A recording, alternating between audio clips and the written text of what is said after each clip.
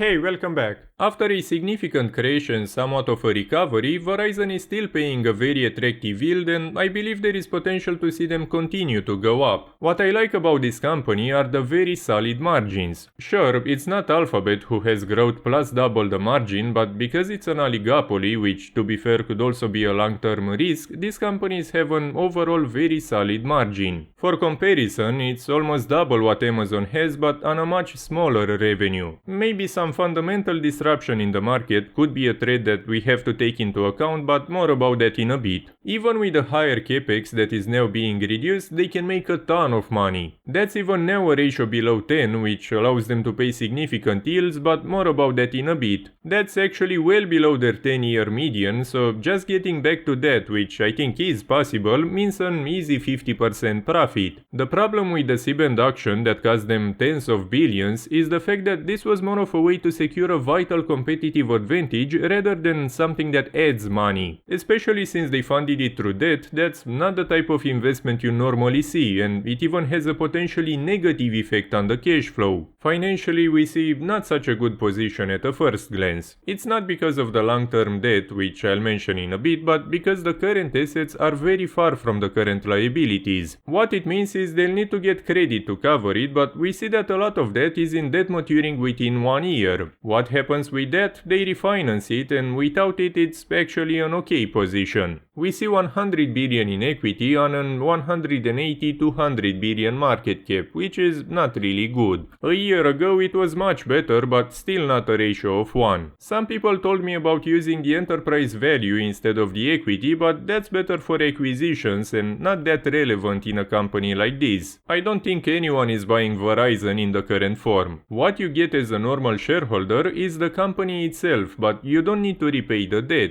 It's not a burden on your portfolio because you want to get it debt-free. It's not even an option. That happens in mergers and acquisitions, and that's not happening for Verizon in the current form. Nobody is buying this, so it's not really relevant. Again, this is a ton of debt and you'll probably see this as a main deterrent in the market, but keep in mind that they don't have to pay it all at once. This is spread 4 decades into the future and no year comes with a significant maturity. Even if it did, they can just pay a bit using the cash flow and refinance the rest. They can repay this, especially through a spin-off, but they don't really have to. In my opinion, they could spend some 1-2 billion per year and do early debt repayments, but that's up to the management. That would lower the interest and increase the cash flow, meaning even more money they can use to repay the debt or increase the dividend. That's actually kind of an advantage because they don't need to grow, which is very limited, but still have potential to increase the cash flow significantly. Plus, rate cuts will also be beneficial, of course, but not only thanks to lowering the interest. Lower treasury yields that would come as a result would mean higher demand for better yields in the market. So instead of more than 6% now, Verizon could get back to 4-5% that we've seen before if there is enough demand for the stock. It's very close to the risk-free treasuries from an investment point of view, and we already see a very nice increase in recent months. And another point that I've seen mentioned in the market, if you bought this X years ago, it would have been this bad. Sure, if you bought 5 years ago during not such good yields, yes, it's pretty much a break-even. If you bought a year ago, it would have already been a 50% profit plus the dividend and locking in like an 8% yield on cost. For a pension portfolio that doesn't want that much risk and volatility, that's literally a once-in-a-decade opportunity, so it depends on when you buy and the risk reward you are looking for. It's not going to 50x tomorrow, but it also won't crash 80% overnight. Another issue that I mentioned was the potential disruption in the industry. You know, Amazon, Starlink, whatever could reshape this market, especially with the falling cable business, which is well known at this point. But these are very CAPEX friendly companies and we've seen Verizon spend a ton of money on the C-band auction before. So can they spend some 3, 4, 5 billion every couple of years to maybe expand internationally or buy a supplier or whatever and improve the margin? And of course the main attraction about them is the dividend, as I mentioned. That 6.2% yield is about 11.45 billion, so actually very sustainable on a 20+ billion cash flow. They even have room for massive buybacks, but I think maybe some investors investments, repaying the debt, an acquisition here and there should be a better way to spend the money. Again, these companies make an insane amount of money on a very good margin. Now let's see a valuation. In a bad environment with higher CAPEX or some disruption requiring higher investments, let's say they make around 15 billion per year. Say the ratio is at only 6, which is very low even for them but could reflect a lot of pessimism from the market, and that's a 90 billion market cap.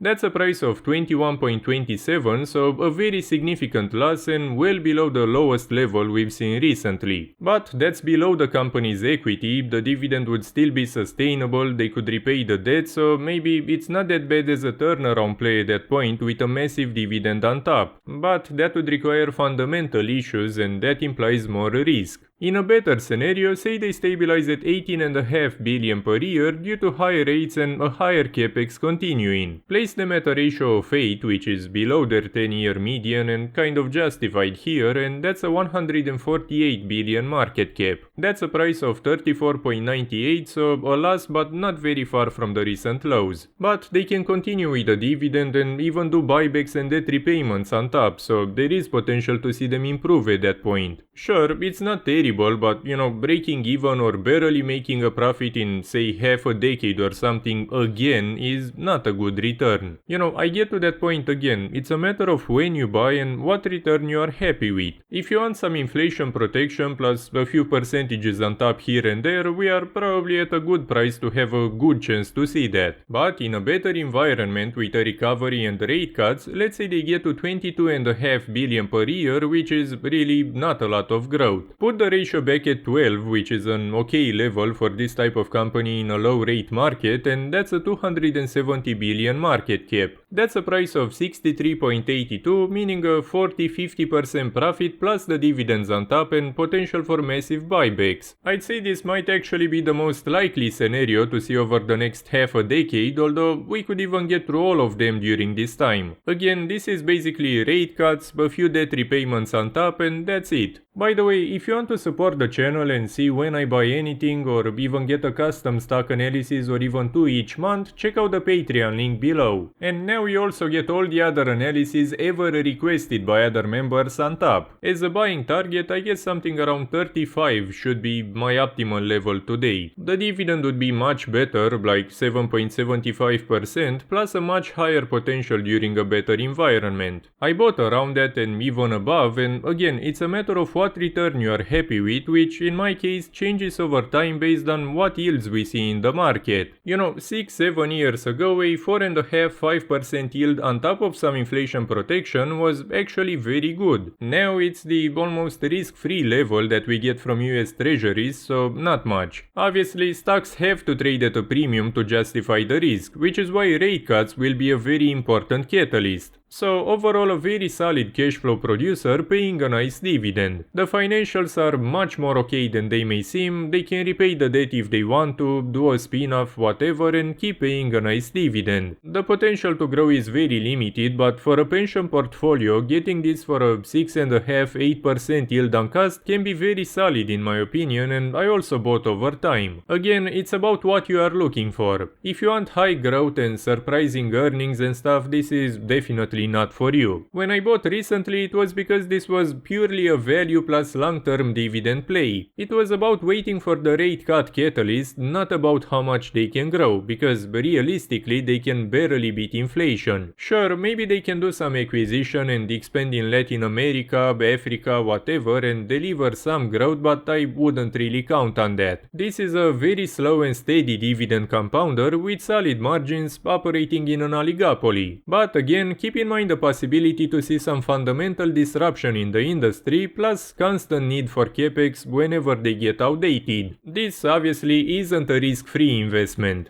As always, what I cover in my videos shouldn't be enough for you to make any investment decisions, so please do your own research before investing in anything. If you want to see more videos like this one, please leave a like and even a comment to help me out, and make sure to subscribe. Thank you for watching, and I'll see you next time.